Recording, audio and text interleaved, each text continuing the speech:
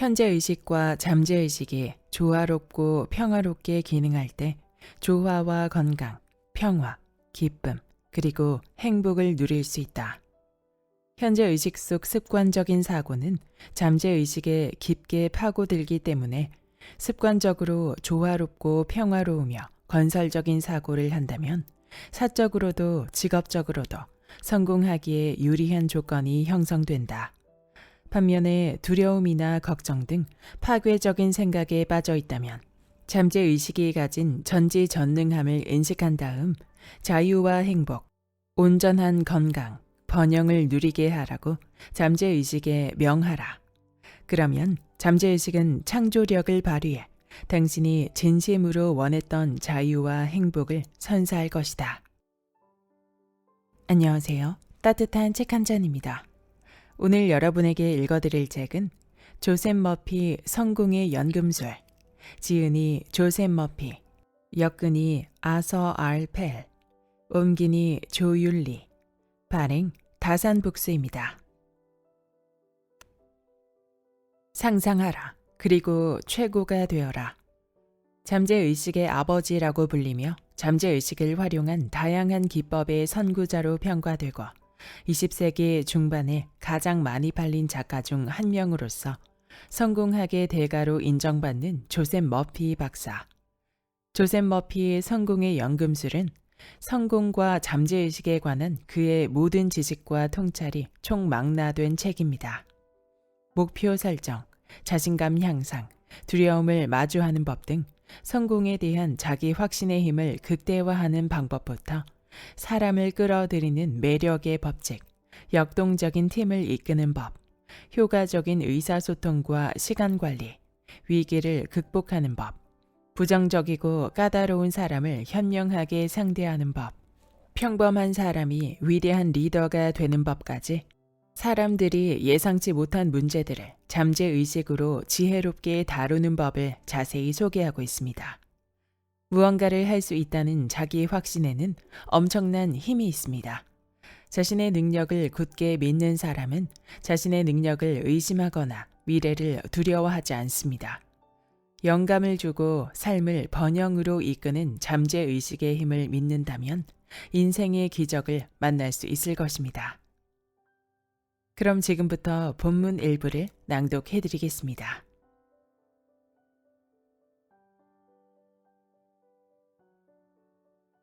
꿈을 목표로, 소망을 결심으로 만들어라. 소망이 결심이 될 때 잠재의식이 눈뜬다. 잠재의식에는 꿈이 이루어지길 기대하고 포부를 실현해 현실이 되도록 믿게 만드는 힘이 있다. 미래의 아름다운 집에서 화목한 가정을 꾸리고 성공적인 커리어를 가지는 등 좋은 일만 생기고 번영하며 행복하리라고 기대하는 습관은 인생에서 가장 좋은 자본이다. 언제나 이상향을 표현하기 위해 노력한다면 잠재의식이 반응해서 삶에서 원하던 것들을 마련해준다. 몸이 튼튼해지고 성격이 고귀해지며 성공하게 된다. 이러한 결과를 가능한 한 생생하게 실현하기 위해 최선을 다한다면 그렇지 않은 경우보다 꿈을 이룰 확률이 높다. 소망이 결심으로 변할 때 잠재의식은 일을 시작한다. 소망이 꿈을 이루겠다는 단호한 결심과 맞물릴 때 창조력이 깨어나는 것이다. 바라고 갈망하고 노력해야만 결과물을 도출할 수 있다. 특정한 방법으로 나를 발전시키고 싶다면 나에게 있었으면 하는 자질을 최대한 생생하고 집요하게 마음속에서 그려라. 최고로 이상적인 포부를 품어야 한다. 목표가 이루어지는 기운을 느낄 때까지 또는 목표가 이루어질 때까지 쉬지 않고 마음속에서 이미지를 그려야 한다. 나는 이기고 정복하고 승리하는 삶을 살기 위해 태어났다. 그러므로 일이나 대인 관계 등 삶의 여러 방면에서 성공을 거두어야 한다. 잠재의식에 명확한 지시를 내릴수록 잠재의식은 더 많은 도움을 준다. 선원들이 갑판 위 선장의 명령을 따라 엔진을 조작하고 선박을 조종하는 것처럼 마음은 나의 명령에 반응한다. 선장이 명료하고 확실하게 명령을 내린다면 선원들은 선장이 원하는 대로 배의 방향을 바꾸거나 속도를 높일 것이다. 하지만 선장으로서 자신이 원하는 것을 확실히 모른다면 함선은 계획 없이 바다를 표류할 것이다. 잠재의식도 마찬가지다. 잠재의식에 불분명한 메시지를 보내면 목적지 없이 이곳저곳을 떠돌 것이다. 그러므로 잠재의식에 원하는 걸 정확히 말해야 한다. 명확한 지시를 내려 목표를 달성하는 데 도움이 되도록 해야 한다. 진정한 소망이 무엇인지 알게 되면 잠재의식은 어김없이 그 소망을 향해 나아간다. 단, 진정으로 열렬하게 원하는 것이 무엇인지 알고 흔들리지 않아야 한다. 그러면 모순되고 상반된 소원들과 마음속을 스쳐 지나가는 공상들이 아무런 위력도 발휘하지 못할 것이다. 이러한 방식을 따를 때 우리는 긍정적으로 사고하며 목표를 이룰 수 있다. 생각은 비슷한 생각을 끌어당긴다. 성공은 마음에서 시작된다. 정신적인 태도가 목표와 반하는데 어떻게 목표를 달성하겠는가? 한 가지 일을 하면서 다른 것을 기대하는 건 최악이다. 왜냐하면 모든 것은 먼저 마음속에서 창조된 후 정신적 패턴으로 발전하기 때문이다. 정말 가난하게 살리라고 예상하거나 경제적으로 풍족하지 못할 것이라고 어림잡거나 지금처럼 돈이 없으리라 생각한다면 번영할 수 없다. 우리는 기대하는 것을 얻는 경향이 있기에 아무것도 기대하지 않는다면 아무것도 얻지 못한다. 당신이 지금 밟고 있는 과정이 실패할 거라고 생각한다면 어떻게 목표에 도달할 수 있겠는가? 방향이 올바르지 않거나 전망이 암울하다거나 가망이 없을 것이라고 생각하면 아무리 애를 써도 노력은 물거품으로 돌아간다. 생각은 자석 같아서 자신과 비슷한 성질의 것을 끌어들인다. 만약 마음이 가난과 질병에 머물러 있다면 가난해지고 병에 걸리게 된다. 마음가짐은 일종의 패턴으로 삶에 녹아있기에 마음속에 품은 생각과 정반대의 결과가 나올 이유가 없다. 같은 원리로 목표는 먼저 마음속에서 성취해야 달성할 수 있다. 실패하리라는 공포와 목표에 대한 두려움, 창피를 당할지도 모른다는 걱정 때문에 많은 사람은 자신이 정말로 원하는 것을 얻지 못한다. 이러한 생각은 활력을 저하시키고 능력을 마비시킨다. 걱정과 불안에 휩싸이면 성공하는 데 필요한 창의적인 활동을 할 수 없게 된다. 낙관적으로 생각하라. 모든 걸 건설적으로 바라보는 습관을 들여라. 희망적으로 믿음과 확신을 가지고 바라보라. 의심과 불확실성을 가지고 삶을 바라보는 것을 자제하라. 가장 좋은 일이 일어나고 정의가 승리할 거라 생각하는 습관을 들여라. 진리가 오류를 이기고 조화와 건강을 실제로 누리고 있으며 불화와 질병이 일시적으로 사라질 수 있다는 믿음을 가져라. 이게 바로 궁극적으로 세상을 바꿀 낙관주의자의 태도다. 목표는 하나여야 한다. 성공한 사람들은 자신의 목표에 전적으로 헌신해야 한다고 굳게 믿는다. 그런 결심에는 엄청난 힘이 깃들어 있기에 의구심이 들어설 자리가 없다. 뚜렷한 목적의식과 끈기는 길에 놓인 모든 장애물을 치운다. 얼마나 오랜 기간이 걸리든 어떤 희생이나 대가를 치르든 오로지 목표에만 집중하게 한다. 성공을 위해선 마음의 모든 능력을 하나의 확고한 목표에만 집중해야 한다. 승리가 아니면 죽음을 달라는 자세로 목적의식과 근성을 가져야 한다. 유혹이 될 만한 것들은 모두 자제해야 한다. 재능이 한 가지만 있어도 확실한 하나의 목표가 있는 사람은 10가지 재능이 있지만 에너지를 이곳저곳에 쏟으며 어떻게 하면 좋을지 모르는 사람보다 크게 성공한다. 자신의 힘을 한 가지 일에 집중하면 아무리 나약한 생명체라도 무언가를 성취할 수 있는 한편 아무리 강한 생명체라도 에너지를 여러 일에 분산시키면 아무것도 이루지 못한다. 양질의 화약은 그 양이 아주 적을지라도 정제되지 않은 화약 한 줌보다 더 큰 폭발력을 발휘한다. 또한 화약의 방향을 잡아주는 총열이 없다면 아무리 좋은 총일지라도 제 역할을 하지 못할 것이다. 마찬가지로 하나의 목표만 보고 달려가는 사람이 승리한다. 성공한 사람들은 목표를 이루기 위해 계획표를 따른다. 목표를 이루기 위한 과정을 계획하고 실행하며 세운 계획을 고수한다. 자신의 목표로 곧장 나아가는 것이다. 가는 길에 장애물을 마주해도 이 길로 향했다가 저 길로 향했다가 하지 않는다.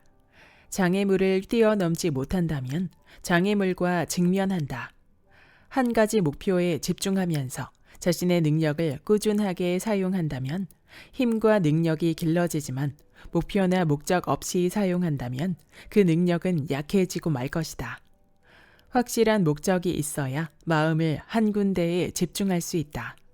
목적이 없으면 마치 무게 중심을 잡아주는 휠 밸런스 같은 장치가 없는 기계처럼 제대로 작동하기 어렵다.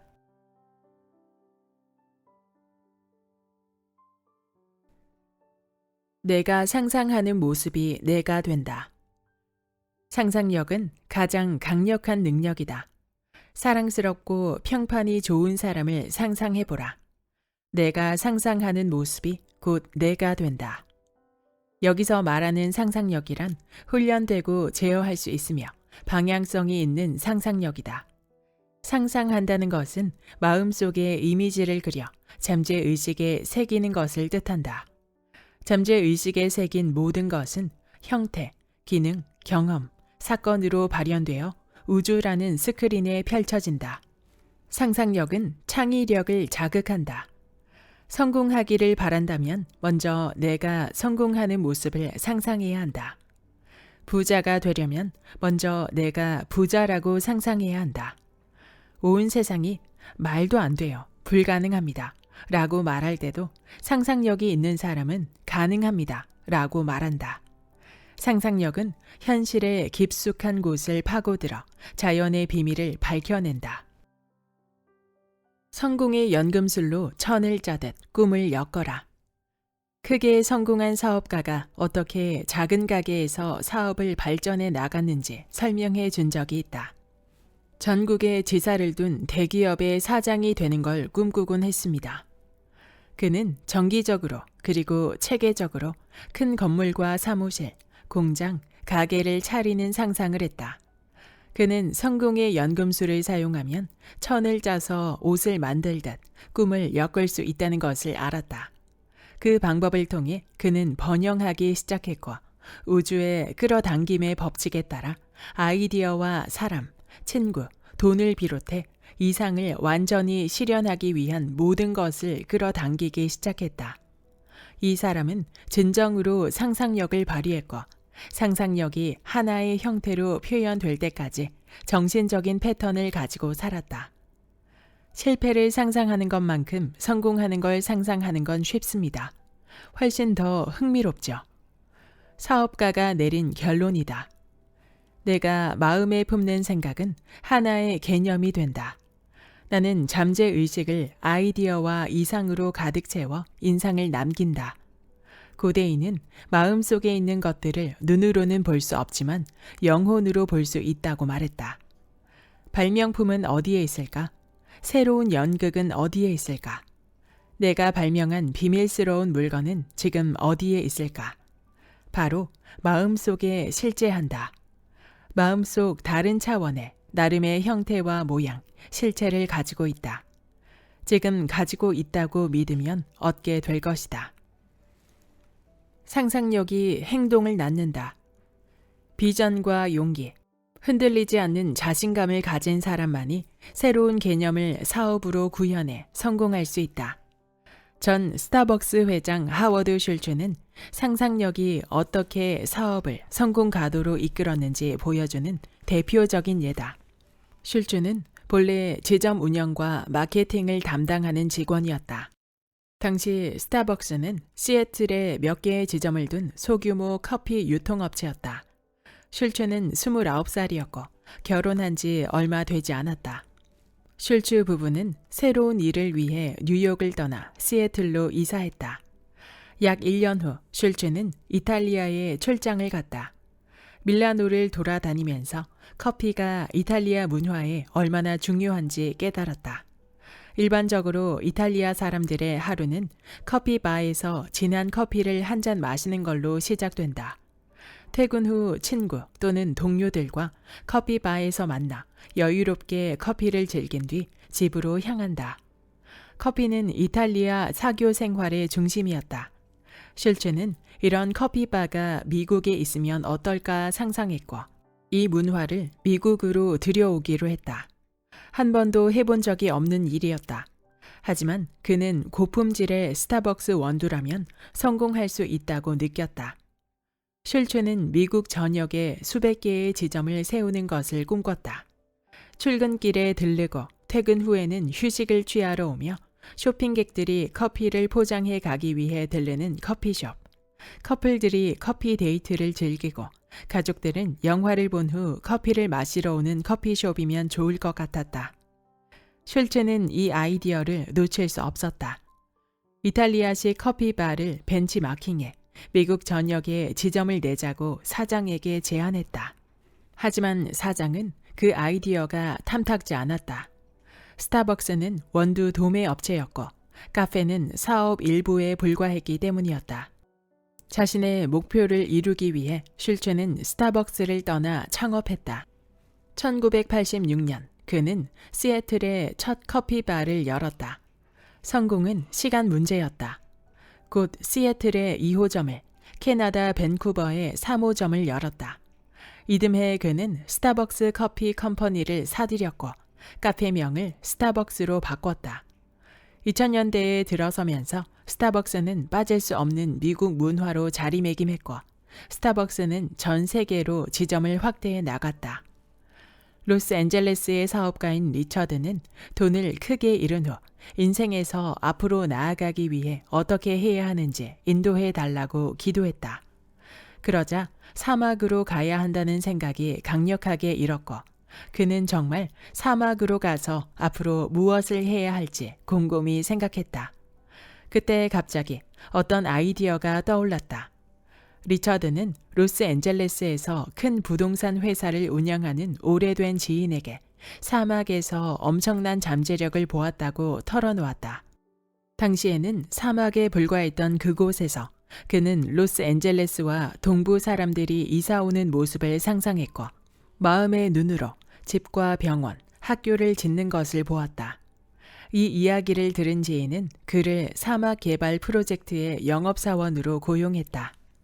리처드는 성공적으로 한 회사와 파트너십을 체결했고 오늘날 수백만 달러의 부동산을 소유한 부동산 부자가 되었다. 나는 미래를 설계하는 건축가다. 잠재의식에는 필요한 걸 직접적으로 요구하면 도움을 주는 지성과 지혜가 숨쉬고 있다. 잠재의식에 응답한 사례는 수없이 많다. 대표적으로 과학자들은 연구를 하다가 막혔을 때 기도를 통해 응답을 받곤 했다. 니콜라 테슬라는 혁신을 일궈낸 전기 과학자다. 발명 아이디어가 떠오르자 그는 상상 속에서 발명품을 완성했다. 테슬라는 잠재의식이 아이디어를 재구성해서 그것을 실현하는 데 필요한 부분을 현재 의식에게 알려주리란 것을 알았다. 어떻게 하면 더 나은 발명품을 만들 수 있을까? 여러 측면에서 곰곰이 생각해 봄으로써 그는 단점을 수정하는 데 시간을 낭비하지 않고 완벽한 결과물을 만들 수 있었다. 제 기기는 언제나 상상한 대로 작동합니다. 20년 동안 단 한 번도 예외가 없었습니다. 이처럼 잠재의식이 모든 발명품에 대한 해답을 준다. 플라톤에 따르면 사물이 외적인 세계에서 형태를 갖추기 전에는 마음속의 아이디어나 생각, 심상으로 존재한다고 한다. 세상에는 참된 생각과 그릇된 생각, 옳은 사고방식과 그른 사고방식이 존재한다. 그릇되고 잘못된 생각은 신체의 질병으로 나타나고 참된 생각은 새로운 발명을 낳는다. 로버트 풀턴의 아이디어는 증기선으로, 세뮤얼 모스의 아이디어는 전신으로 나타났다. 공장과 대형 백화점은 기업가의 응축된 아이디어가 객관적인 세계에서 표현된 것이다. 텔레비전, 라디오, 레이더, 제트기 등 모든 현대 발명품은 상상력에서 출발했다. 상상력은 무한한 보물창고로 음악, 예술, 시, 발명 등의 귀중한 보석이 잠재의식 안에 있다. 잠재의식을 사용하면 고대의 유적이나 오래된 사원, 피라미드를 보고 과거의 기록을 재구성할 수 있으며 교회 묘지에서 과거의 아름다움과 영광을 엿볼 수 있다. 뛰어나고 재능 있는 건축가를 잠시 상상해보자. 그는 수영장과 수족관, 휴양시설, 공원 등을 갖춘 아름답고 현대적인 도시를 마음속에 그린다. 사람의 눈으로 볼 수 있는 가장 아름다운 성전을 마음속에 짓는다. 건설업자에게 계획안을 전달하기 전에 먼저 도시 전체를 시각화한다. 내면의 부가 자기 자신과 다른 수많은 사람에게 외적인 부를 창출하게 되는 것이다. 당신은 미래를 설계하는 건축가다. 도토리를 보고 상상력을 발휘하면 강과 개울, 시냇물이 가득한 숲이 보인다. 그 숲을 온갖 종류의 생명으로 가득 채우고 구름에 무지개를 띄울 수 있다. 사막의 메마른 땅에 꽃을 피워내면서 흐뭇해할 수 있다. 직관력과 상상력을 타고난 사람들은 사막에서 물을 찾아내고 예전에 사막과 광야라고만 여겨졌던 곳에 도시를 건설한다. 마음속에서 이미 진짜로 이루어졌다고 생각하고 이상을 향한 신념을 확고하게 간직하면 이상과 소망을 객관적으로 실현하는 날이 온다. 내 안에 위대한 건축가는 내가 마음속에 새긴 것을 눈에 보이도록 구현할 수 있다.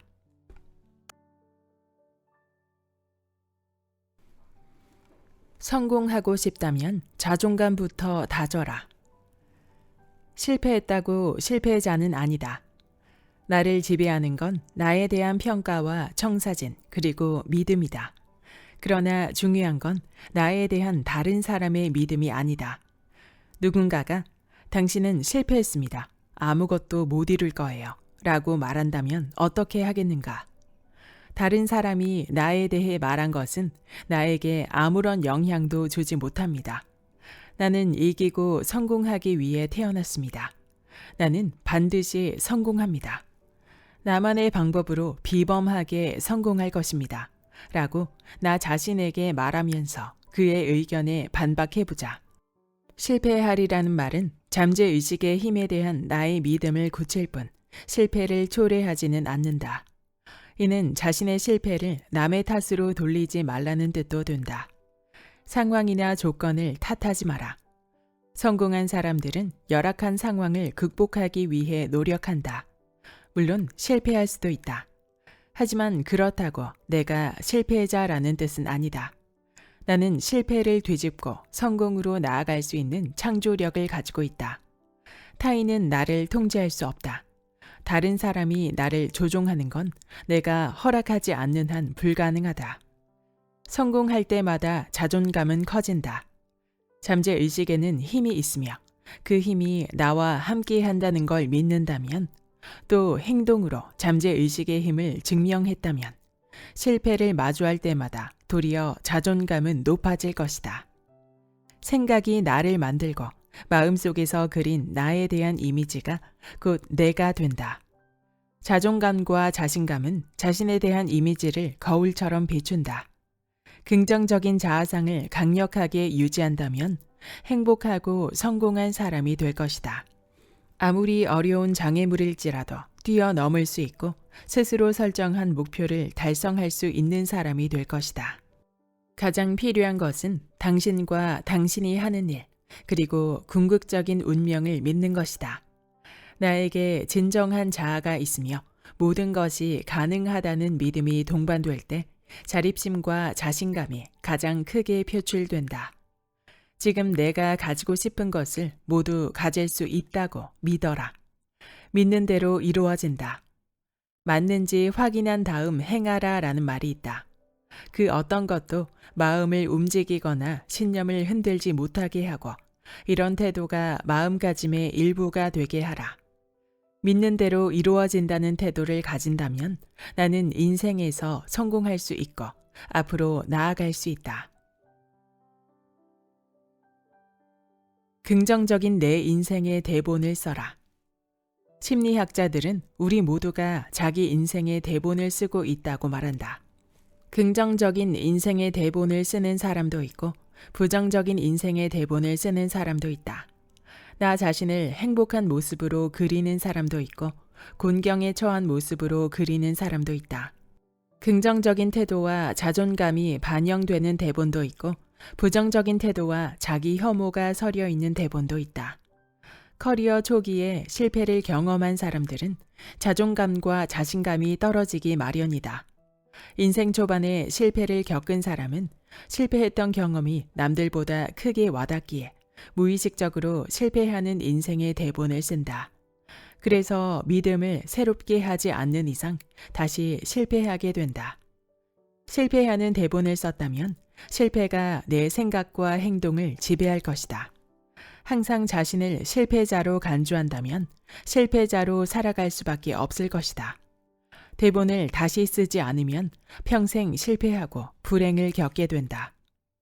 성공한 사람 대부분은 성공하는 유전자를 타고 나서 성공하는 게 아니다. 위인들의 삶에는 빈곤과 우울증을 극복하고 목표를 이루기 위해 장애물을 뛰어넘었다는 이야기가 빠지지 않는다. 그들은 정신적 대본을 다시 써서 부정적인 자아상을 긍정적인 자아상으로 모두 바꾸었다. 그런 다음 마음을 굳게 먹고 목표를 이루기 위해 헌신하며 노력했다. 그러다 보니 자신이 쓴 대본대로 성공을 거두기 시작했다. 프레더릭 더글러스보다 더 낮은 위치에서 출발한 사람은 없을 것이다. 그는 목화 농장에서 노예로 태어났다. 자기 발전이나 자기 개발을 할 수 없는 절망적인 상황이었고 도와줄 사람이 아무도 없었다. 그는 주변을 바라보면서 자신이 노예라는 사실을 다시 한번 확인했다. 허망했다. 나는 목화 농장의 노예일 뿐이야. 아무리 큰 포부를 품어봤자 이 상황에서 벗어나려고 발버둥을 쳐봤자 아무런 희망도 없어. 나는 노예로 태어났잖아. 어머니 아버지도 할머니 할아버지도 모두 노예인걸. 교육을 받거나 플랜테이션 농장 밖으로 나가서 새로운 삶을 살 기회는 없어. 만약 이렇게 생각했다면 세상에 이름을 떨칠 수 있었을까? 당연히 그렇지 못했을 것이다. 수백만 명의 다른 노예들처럼 살다가 세상을 떠났을 것이다. 하지만 그는 승리하고자 하는 의지가 있었다. 못할 거야 라고 말하는 대신 할 수 있어. 열심히 해서 이 상태를 벗어날 거야 라고 말했다. 그는 자신을 위해 대본을 썼다. 모든 인간 안에 살아 숨쉬는 신비한 힘에 기댔다. 그 힘은 언제나 부름에 응답한다는 것을 알았다. 자유와 교육이라는 극복할 수 없는 것처럼 보이던 장애물을 뛰어넘었다. 그는 울타리에 걸린 포스터, 인쇄된 종이 조각, 플랜테이션 농장에서 주운 오래된 연감을 보면서 알파벳을 익혔다. 글자를 읽는 법을 배우기 전까지는 책을 한 번도 본 적이 없었다. 이런 척박한 환경에서 그는 작은 것부터 실천해 나갔다. 그렇게 노예였던 소녀는 자유를 쟁취하고 교육을 받을 수 있었다. 노예라는 신분제를 극복한 위인으로 전 세계적인 명성을 얻었고 노예제 폐지에 일생을 바쳤다. 그의 업적을 눈여겨본 미국 대통령은 그를 IT 주재 대사에 임명했다. 인생의 수렁에 나 자신을 가두려 하는 대본을 충분히 다시 쓸 수 있다. 헌신과 끝없는 노력이 필요하지만 수렁에서 벗어나고 싶다면 반드시 대본을 다시 써야 한다. 대본을 다시 쓰기 위해서는 따라야 할 몇 가지 단계가 있다. 1. 나 자신을 사랑하라. 내가 나를 진정으로 존중하지 않는 한 다른 사람도 나를 사랑하고 존중하지 않는다. 2. 나 자신을 믿어라. 인생에서 결정을 내릴 때 주저하지 마라. 목표를 설정하고 성공을 확신하는 경우 결정을 내리는 걸 두려워할 필요가 없다. 목표를 달성하는 데 도움이 되리란 걸 알기 때문이다. 3. 긍정적인 부분을 강조하라. 물론 실패도 따를 것이다. 하지만 실패했다고 너무 낙심해서는 안 된다. 매일 성취하는 것들에 집중하면 성공의 대본은 강력해진다. 자존감은 낮아지기 쉬우므로 끊임없이 자존감을 높이고 강화해야 한다. 말과 행동, 태도, 경험을 통해 자존감을 높일 수 있다. 자존감을 유지하려는 끊임없는 노력도 필요하다. 4. 자신에게 많은 것을 요구하라. 소소한 성공을 거두면 축하해 주어야 한다. 하지만 현실에 안주하기에는 아직 이르다. 소소한 성공을 유인 동기로 삼아 더 큰 성과를 추구하라. 5. 프랑스 철학자 에밀 쿠에의 명언을 되뇌어 보라. 나는 날마다 모든 면에서 점점 더 나은 사람이 되고 있다. 자기 격려로 자존감의 씨앗을 뿌려라. 자존감을 높여야 할 때가 있다. 운동 코치를 흉내내보자. 팀이 뒤처지면 코치는 동기를 부여하기 위해 선수들에게 다가가 격려의 말을 건넨다. 코치는 적절한 말로 선수에게 열정과 자신감을 심어준다. 우승해야겠다는 마음을 먹게 할 뿐만 아니라 목표에 도달하기 위해 쏟아부은 헌신을 상기시켜준다. 운동선수가 아닌 일반인들에게도 격려의 말이 필요하다. 삶에 대한 열정이 식을 때, 우울하거나 실패했을 때, 나에 대한 확신이 사라지고 믿음이 흔들릴 때 응원이 필요하지만 도움을 줄 코치는 없다. 그러니 나 스스로 코치가 되어야 한다. 마음속 대본을 바꾸려면 스스로에게 격려의 말을 건네야 한다. 지금 잘하고 있고 승리할 것이며 과거에 해냈듯이 미래에도 성공할 것이라고 격려하라. 나 자신에게 하는 격려의 말은 현재 의식에 심는 자존감의 씨앗이다. 씨앗을 계속해서 심으면 잠재 의식에 스며들어 행동의 뿌리가 된다. 이러한 자존감은 인생 내내 나를 따라다닌다. 젊은 시절에는 앞으로 나아가게 하고 중년에는 지탱해주며 말년에는 나를 새롭게 한다. 내 인생의 대본에 있는 부정적인 단어를 긍정적인 단어로 바꾸는 연습을 해야 한다. 절망 대신에 희망을, 실패 대신 성공의 말을 잠재 의식에 새겨야 한다. 패배 대신 승리를, 걱정 대신 응원을, 무관심 대신 열정을, 증오 대신 사랑에 대한 말을 하라. 모든 부정적인 단어를 자존감을 높이는 단어로 대체하라. 밤이 지나면 낮이 오듯 자연스럽게 자존감과 자신감이 올라가 삶에 활력을 불어넣을 것이다.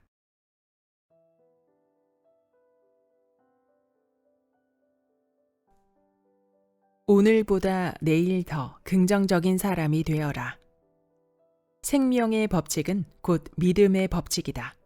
여기서 믿음이란 마음속 생각을 뜻한다. 나에게 해를 끼치거나 상처 주는 일이나 대상에 믿음을 두지 마라. 영감을 주고 몸과 마음을 튼튼하게 하며 삶을 번영으로 이끄는 잠재 의식의 힘을 믿어라. 결국 믿는 대로 이루어진다. 부정적으로 생각하면 아무것도 성취할 수 없다. 부정적인 생각에는 생명력이 깃들어 있지 않기 때문에 상황의 악화나 파괴 및 죽음을 불러온다. 부정적인 생각은 성공의 가장 큰 적이다.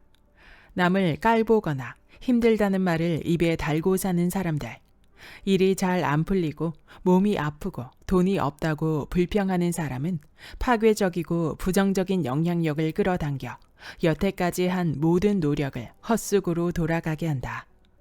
파괴적인 사고방식과 언어 습관을 가진 사람과 건설적인 사고는 멀어질 수밖에 없다. 부정적인 사고는 긍정적인 에너지와 주파수가 맞지 않아 긍정적인 사건이나 사람을 끌어당기지 못하기 때문이다. 부정적이고 파괴적인 분위기 속에서 창조의 원리는 살아남을 수가 없으며 목표는 갈수록 더 멀어진다. 그래서 부정적인 사람들은 항상 일이 잘 풀리지 않게 되고 하는 일마다 실패하게 된다. 확언을 해도 아무런 힘을 발휘하지 못한다. 망망대해에 표류하여 앞을 내다보지 못하는 상태에 놓이는 것이다. 부정적인 생각은 인생의 독이다. 부정적인 생각에 빠져 있으면 가지고 있던 희망들이 사라진다. 인생의 독을 타는 꼴이다. 자신감이 추락하여 상황의 주인이 되기는커녕 상황의 피해자로 전락할 것이다. 이 일을 해낼 수 있다는 힘은 자신에 대한 믿음과 자신감에서 나온다. 어떤 일을 시작하려면 먼저 머릿속으로 할 수 있다고 생각해야 한다. 머릿속에서 그 일을 해보고 손에 익었다고 느끼기 전까지는 결코 숙달하지 못할 것이다. 내가 하고자 하는 일을 먼저 상상 속으로 그려보지 않으면 실제로도 해낼 수 없다. 상상에서의 성취가 전제되어야 한다. 두려움과 실패하리라는 생각이 너무 많은 사람의 인생을 지배한다. 그래서 도전하지 않아도 되고 장래성도 없는 직업에 안주한다. 평범한 수입을 올리고 남들과 다를 바 없는 삶의 방식을 따르며 최소한으로 직업에 만족하며 산다. 심지어 건설적이고 혁신적인 아이디어가 떠오를 때도 제안하는 걸 두려워한다. 무슨 소용이 있을까? 라며 고개를 내저으며 분명히 거절당하리라 생각한다. 긍정적인 태도를 가진 사람은 평범한 삶에 안주하지 않는다. 자신감을 두려움으로 대체한다면 커리어를 발전시킬 수 있을 것이다.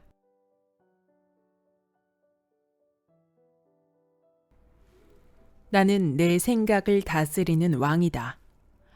두려움이나 걱정이 닥칠 때마다 또는 무언가를 성취할 수 없다고 생각할 때마다 마음을 차분히 가라앉히고 무한한 능력이 내 안에 있다는 걸 잊지 마라.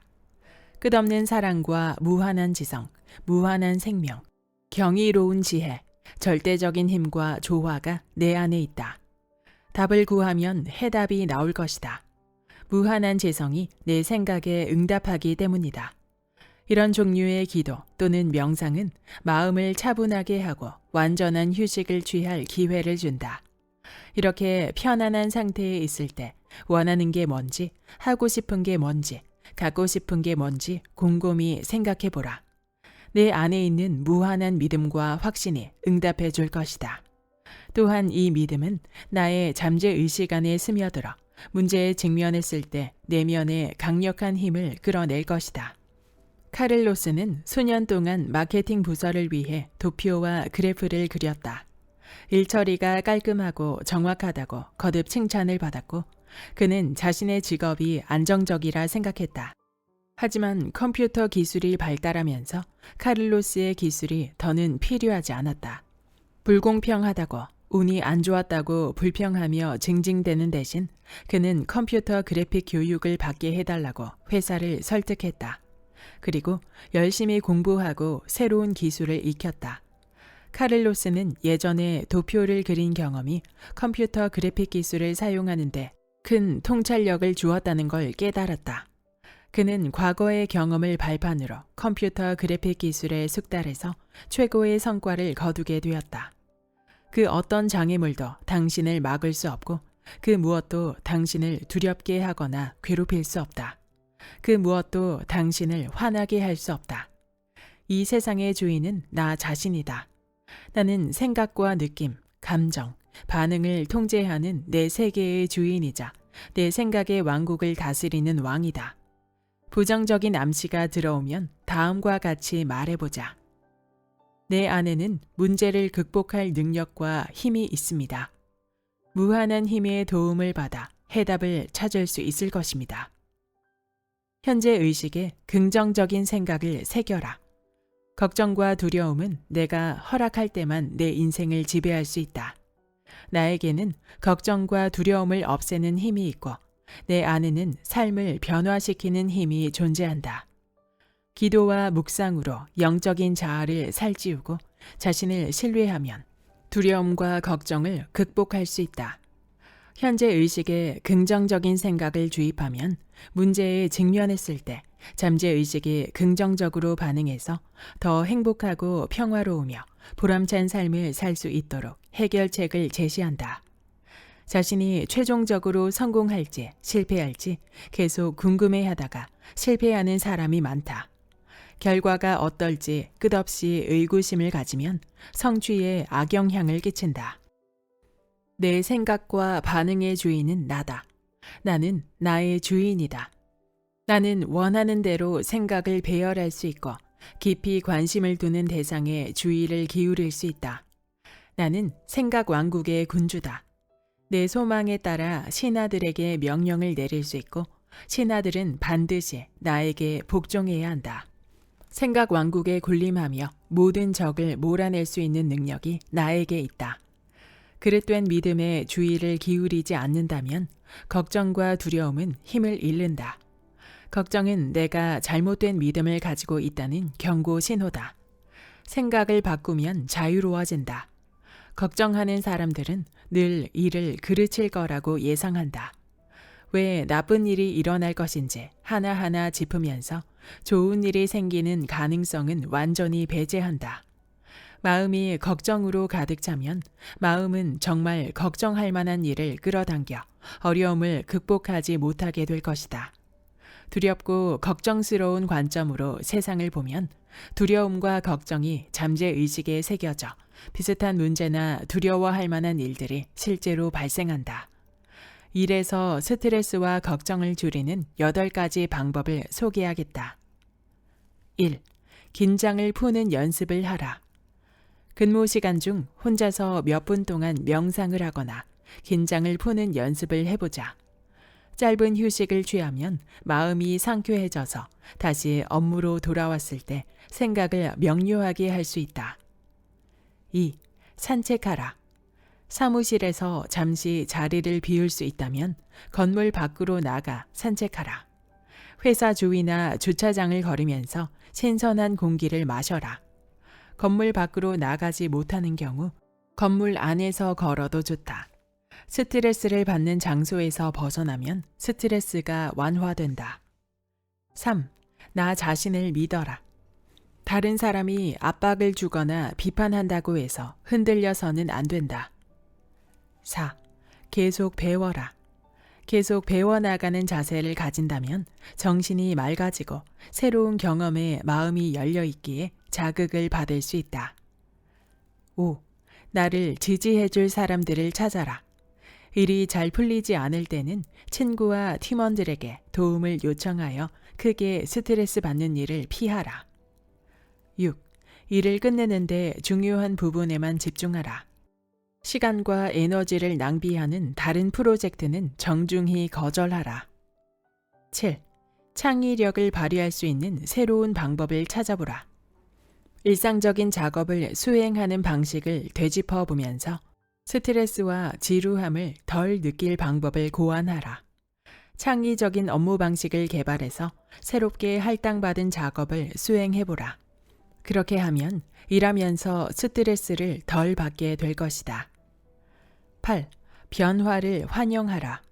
변화를 현재 상태에 대한 위협이 아니라 도전이라고 생각하라. 추앙하는 일을 찾고 발전시켜라. 정상에 다다르는 유일한 방법은 별만 쳐다보고 가는 것이다. 원하는 것을 시각화하라. 소망을 마음속에 품고 소망을 이루기 위해 온 힘을 다해 노력하라. 중요한 것은 언제나 이를 추진할 만한 동기와 영감을 주는 미래의 목표를 가지는 것이다.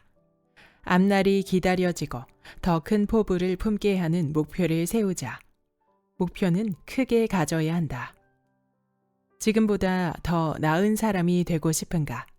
더 훌륭하고 고결한 사람이 되고 싶은가? 그럼 두려움과 원한, 불만을 버리고 자책을 그만두어야 한다. 받으려면 먼저 주어야 한다. 건설적으로 생각하는 법을 연습하려면 먼저 부정적인 사고를 포기해야 한다. 내가 되고자 하는 모습을 사랑해야 하고 지금의 나를 포기해야 한다. 옛것을 기꺼이 놓아주어야 새로운 경험을 할 수 있다. 음악이나 예술, 법과 사랑에 빠질 수도 있다. 앉아서 건강과 행복, 마음의 평화, 풍요로움, 안전, 올바른 행동, 조화, 영감에 관해 곰곰이 생각해보라. 내가 사랑하는 일, 가치 있는 일을 하면 재정적인 보상뿐만 아니라 기쁨과 만족감을 얻을 수 있다. 이런 생각을 하면서 주의 깊게 커리어를 개발하고 일에 집중하라. 그러면 일에 매료되어 몰입하게 되고 잠재의식의 법칙이 반응하게 될 것이다. 마음속에서 품은 소망대로 또는 잠재의식이 생각하는 대로 이룰 수 있다. 생각하는 대로 행동하면 되고 싶은 사람이 될 것이다. 생각은 머리로 하는 게 아니라 마음에서 일어난다. 생각이 떠오르기 위해서는 그 전에 감정이 들어야 하고 그 감정이 진짜라고 느껴져야 하기 때문이다. 내가 품은 생각이나 아이디어는 특정한 감정 반응을 불러일으킨다. 특정한 생각을 계속하게 되면 생각이 잠재의식 속에 내려앉아 그 행동을 유도하고 내가 생각하는 바를 표현시킨다. 만약 나의 열정이 예전 같지 않고 낙담하여 풀이 죽어있는 상태라면 가능한 모든 방법을 써서 포부를 굳건히 다져야 한다. 예를 들면 현재 기업에서 일하고 있는데 대기업 임원이 되고 싶다면 회사와 파트너십을 맺을 준비를 하라. 밑바닥부터 시작한 다른 사람들도 똑같은 꿈을 꿨다. 완벽하게 합법적인 야망이다. 그런 다음 지금은 비록 점원에 불과하지만 언젠가 나의 이름이 설립자로 새겨질 회사의 문을 상상해보라. 그럼 원대한 목표가 생길 것이다. 결국 문에 내 이름이 새겨 있는지는 크게 중요하지 않을 것이다. 어쨌든 나는 교육을 받고 임원이 되기 위한 준비를 할 것이므로 임원 또는 그보다 높은 자리에 도달할 것이다. 어떤 일이 일어나든 포부를 가지고 회사와 파트너십을 맺을 준비를 하면 나의 커리어는 크게 성장할 것이다. 성공을 위한 3가지 단계. 성공을 향해 가는 가장 중요한 첫 번째 단계는 자신이 좋아하는 일이 무엇인지 알고 그 일을 하는 것이다. 내가 하는 일을 사랑하지 않는다면 전 세계가 나를 추앙하더라도 나 자신이 성공했다고 여기지 못할 것이다. 내가 하는 일을 사랑하면 그 일을 열심히 하려는 마음이 든다. 정신과 의사가 되고 싶다면 의사 면허증을 따서 벽에 걸어 놓는 것만으로는 충분하지 않다. 정신과학 분야의 최신 동향을 따라가고 학회에 참석하며 끊임없이 마음이 어떻게 작용하는지를 연구해야 한다. 다른 병원을 방문하기도 하고 최신 학술 논문을 읽어야 할 것이다. 환자의 안녕이 최우선이기에 인간의 고통을 경감해 주기 위해 가장 최근에 나온 치료 기법을 공부해야 할 것이다. 이렇게 말하면 내가 원하는 게 뭔지 몰라 첫 번째 단계를 시작하기가 어렵네요. 노력을 쏟고 싶다는 생각이 들 만큼 마음에 드는 분야를 어떻게 찾을 수 있을까요? 라고 질문하는 사람이 있다. 다음과 같은 확언으로 잠재의식에 도움을 청하자. 잠재의식의 무한한 지성은 내가 있어야 할 자리를 알려줍니다. 이 기도를 차분하고 긍정적으로 애정을 담아 반복해보자. 믿음과 자신감을 가지고 계속해서 기도하다 보면 느낌이나 예감을 받거나 무언가에 끌리는 걸 발견할 것이다. 이게 바로 기도의 응답이다. 응답은 내면의 깨달음이라는 형태로 분명하고 평화로우며 조용하게 다가온다. 성공을 향한 2번째 단계는 특정 분야의 전문가가 되어 최고가 되기 위해 노력하는 것이다. 예를 들어 화학자가 되고 싶은 사람이 있다고 해보자. 그는 화학의 세부 분야 중 하나를 선택하여 전문화한 뒤 시간과 정성을 바쳐야 한다. 열정이 있다면 자신이 택한 분야를 누구보다 더 자세히 알고 싶을 것이다. 또한 자신이 하는 일에 열렬한 관심을 가지고 세상에 공헌하고자 하는 마음이 있어야 한다. 3번째 단계가 가장 중요하다. 내가 하고 싶은 일이 개인적인 성공만을 위한 일이어서는 안 된다. 나뿐 아니라 전 인류에게 유익해야 한다. 나의 아이디어는 세상을 축복하거나 세상에 공헌하기 위한 것이어야 한다. 한마디로 나의 아이디어는 세상에 축복을 가져다 주고 세상에 흐르면서 이익을 가져다 주어야 한다. 그러면 아이디어가 몇 배의 축복이 되어 돌아온다. 나의 이익만을 위해서 일한다면 성공을 위해 꼭 필요한 삶의 회로는 미완의 상태로 남을 것이다. 성공한 것처럼 보일 수도 있겠지만 시간이 지날수록 절반만 완성된 삶의 회로 때문에 한계에 부딪히거나 질병에 걸리는 일이 생길 수도 있다. 성공을 위한 3가지 단계에서 잠재의식의 창의력에는 근본적인 힘이 깃들어 있다는 것을 명심해야 한다. 창의력은 성공으로 나아가는 모든 단계를 이끄는 에너지다. 우리의 생각은 창의적이다. 생각이 느낌과 만나면 주관적인 믿음이 된다. 잠재의식을 활용해 앞으로 나아가는 법. 독일의 위대한 시인 요한 볼프강 폰 괴테는 어려움과 곤경에 맞닥뜨렸을 때 상상력을 현명하게 사용했다. 괴테의 전기 작가들에 따르면 그는 자신과 조용히 상상의 대화를 나누면서 많은 시간을 보냈다고 한다. 그는 친구 한 명이 자기 앞에 앉아 있다고 믿었다. 친구가 평상시와 다름없는 제스처를 쓰고 목소리 톤을 유지하면서 자신의 질문에 적절한 답변을 해주는 것을 상상했다. 그는 장면 전체를 최대한 사실적이고 생생하게 그렸다. 젊은 재정 자문가인 게리는 괴테가 상상력을 활용했다는 글을 읽었다. 책에 나온 방법이 효과가 있다는 걸 안 게리는 괴테의 기법을 채택하기로 했다. 그녀는 자신이 아는 백만장자 투자자와 상상 속에서 대화를 나누기 시작했다. 백만장자는 그녀가 추천해주는 투자 상품이 훌륭하고 현명한 결정을 내렸다고 칭찬해 주었다. 게리는 상상 속 대화를 연극처럼 만들어 잠재의식에서 믿음의 형태로 굳어질 때까지 반복했다. 정신을 통제한 상태에서 마음속에서 나눈 상상 속 대화는 자신의 목표와 부합했다. 고객이 그녀의 조언을 따라 성공적으로 투자해서 수익을 내고 부자가 되는 것을 목표로 삼고 있었기 때문이다. 게리는 사업을 할 때도 잠재의식을 사용하여 자신의 분야에서 빛나는 성공을 거두었다. 여기까지 조셉 머피 성공의 연금술의 본문 일부였습니다. 이 책의 저자 조셉 머피 박사는 잠재의식의 아버지라 불리우며 잠재의식을 활용한 다양한 기법의 선구자로 알려져 있습니다. 그는 1981년 작고하기까지 30권 이상의 책을 저술했는데요. 그 중에서도 잠재의식의 힘은 1968년 출간 직후 베스트셀러가 되었고 지금까지 전 세계 수백만 권이 판매되었을 정도로 뛰어난 자기 개발서로 평가받고 있습니다. 이번 책 성공의 연금술은 조셉 머피 박사의 주요 저서 10권의 책을 주제별로 묶어 5권의 한국어판으로 발간한 조셉 머피 시리즈 중 한 권으로 일에서 최고의 잠재의식을 깨워 성공의 길을 가기 위한 조언들을 엮은 책입니다. 이 책은 총 2부로 나뉘어져 1부는 자기 확신의 힘으로 성공을 극대화하라. 2부는 단단한 존재감으로 우뚝 서라라는 주제로 쓰여졌습니다.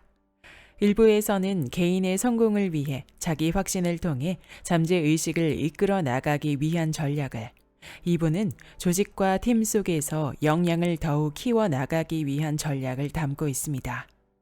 저자는 잠재의식의 무한한 힘에 대해서 지속적으로 강조하고 있는데요. 잠재의식에 명확한 지시를 내릴수록 잠재의식은 더 많은 도움을 주기 때문에 늘 자신이 원하는 것을 명확하게 말하라고 더욱 강조합니다.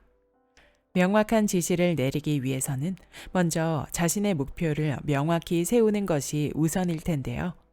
나는 회사에서 최고의 영업사원이 될 것입니다. 그러기 위해 올해까지 10%만큼 매출을 증가시킬 것입니다. 와 같이 수치를 명확하게 정해서 측정 가능하도록 목표를 정해야 합니다. 또한 목표를 어디든 볼 수 있는 곳에 글로 써서 붙이며 매일 자신에게 상기시키는 작업을 통해 행동으로 이어질 수 있도록 할 것을 조언합니다. 또한 저자는 책 속에서 긍정적 생각을 의도적으로 새겨 넣는 것의 필요성을 강조합니다. 우리는 자신도 모르게 두려움이나 걱정, 우울과 같은 부정적인 생각에 사로잡혀 에너지를 주춤하게 만드는데요.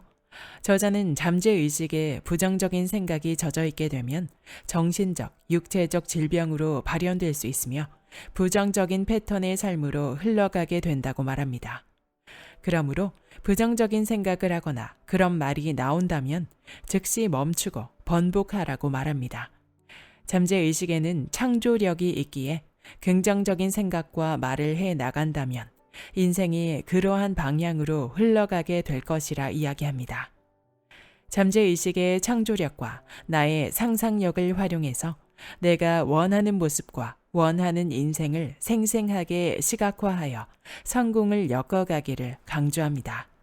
이외에도 자신감을 가지고 자기 확신을 통해 일과 인생의 영역에서 성공하기 위한 많은 조언들이 빼곡했습니다. 조셉 머피 박사의 수많은 저서를 엮은 책이기 때문에 성공에 대한 방대한 범위의 조언들을 담고 있습니다.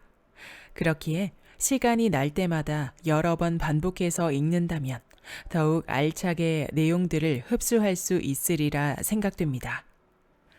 구독과 좋아요와 댓글은 큰 힘이 됩니다.